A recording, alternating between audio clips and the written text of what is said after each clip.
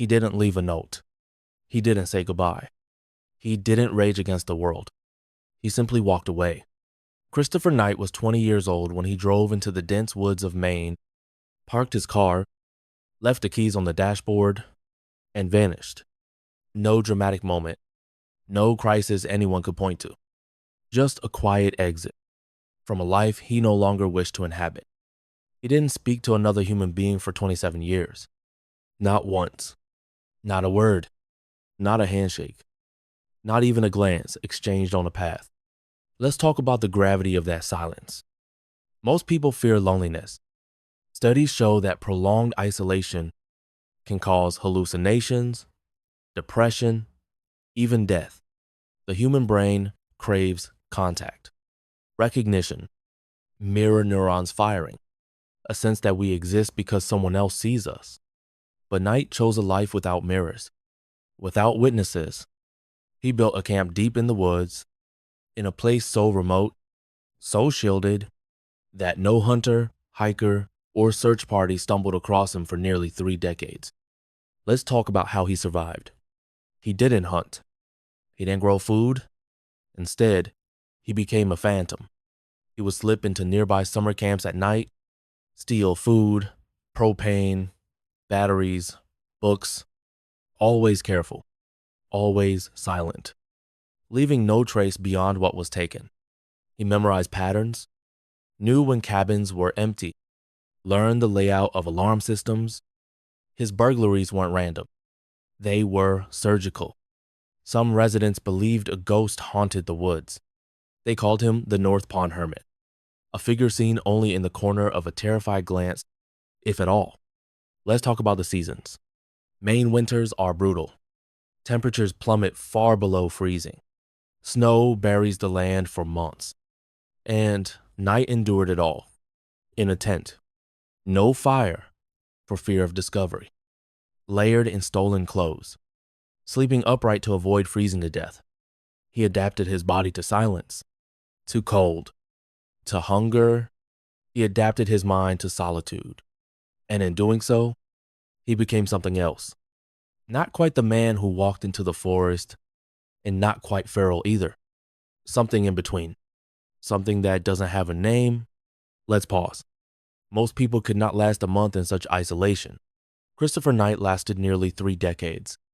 And he said, later, that he was never bored, because something in the deep silence gave him more than the world ever could. What happens to a mind when it no longer has witnesses? When no one calls your name? When no one expects your voice?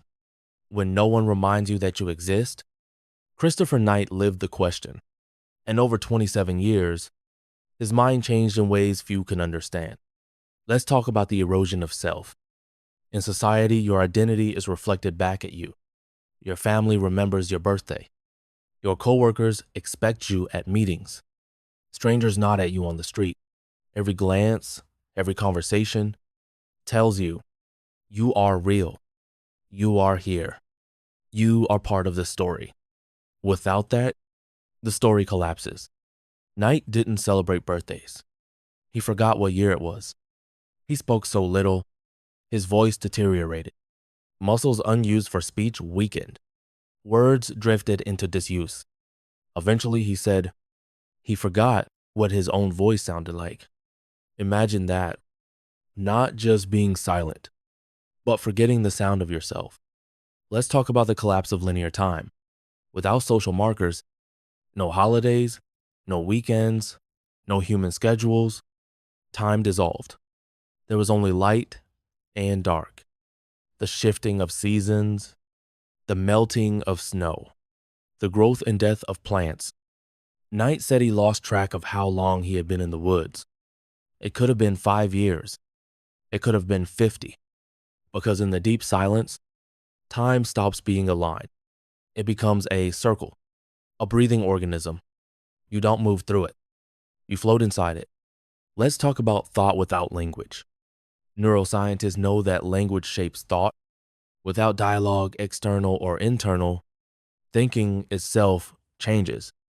Knight described existing in a state beyond words. Not bored, not anxious, simply aware. He watched the patterns of the trees, the slow decay of leaves, the movements of insects across the ground. He wasn't narrating, wasn't labeling, wasn't telling himself a story. He was just being. Most of us will never experience that.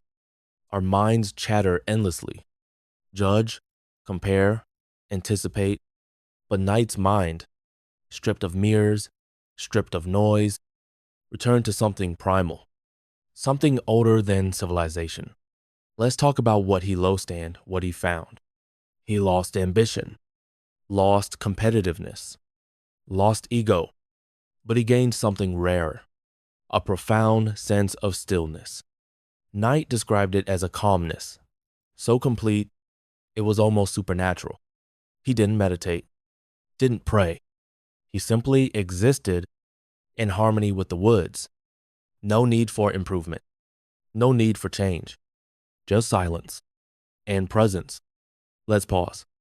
Most people fear isolation because they believe they'll go mad. But Knight didn't go mad. He went somewhere else, a place beyond loneliness, beyond words, beyond the self, a place few humans have ever seen, and even fewer have returned from. It wasn't a storm. It wasn't hunger. It wasn't fear. It was a motion sensor. In 2013, after 27 years of ghost-like existence, Christopher Knight tripped a silent alarm at a summer camp kitchen. Police were waiting, hidden, watching. When they caught him, he didn't run, didn't argue, didn't even speak at first. He simply stood there as if the weight of existence itself had come crashing back onto his shoulders. Let's talk about the return to a world he had abandoned. They took him to the station, photographed him. Fingerprinting him was a formality. He had no digital footprint, no job records, no insurance, no official life. He was a ghost in the system. When they asked for his story, Knight struggled to explain. How do you compress 27 years of silence into a language designed for noise? How do you tell people who have never been alone for more than a few hours what it feels like to be alone for almost 3 decades? You don't. You watch their eyes widen. You listen to the disbelief in their voices. You let them call you strange, broken, crazy, because you know they can't understand. Let's talk about how the world reacted. Some called him a criminal. He had, after all, stolen food, clothing, propane. Others called him a hero, a symbol of freedom from a corrupted, noisy world. Reporters wanted interviews. Psychologists wanted studies. Publishers wanted books. But Knight wanted none of it. He didn't want to be famous. He didn't want to explain himself. Because for him, there was nothing heroic about what he did, and nothing romantic. He hadn't escaped society to send a message. He hadn't hated anyone. He simply couldn't live among people anymore. Let's talk about what happened next. Knight was sentenced to jail time, mandatory therapy, probation.